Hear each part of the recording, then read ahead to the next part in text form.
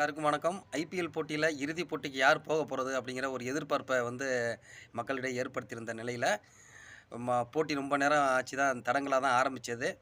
மும்பை இந்தியன்ஸுக்கும், நம்ம பஞ்சாப்புக்கும் கிட்டத்தட்ட மும்பை இந்தியன்ஸ் நல்ல ஒரு ஸ்கோர் தான் எடுத்திருந்தாங்க. 203 ரன்னு. அத அடிச்சு துவம்சம் பண்ணி 207 ரன் அடிச்சு வின் பண்ணிட்டாங்க.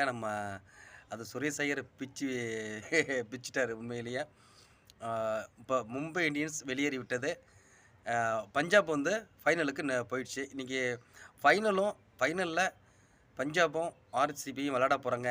யார் கப் அடித்தாலும் அவங்களுக்கு அது முதல் கப்பு. ரொம்ப சந்தோஷமாவே அத கொண்டாடுவாங்க. ஆட்டம் கண்டிப்பா அனல் பறக்கும். அதுங்கிறதுல எந்த மாற்றமும் இல்ல.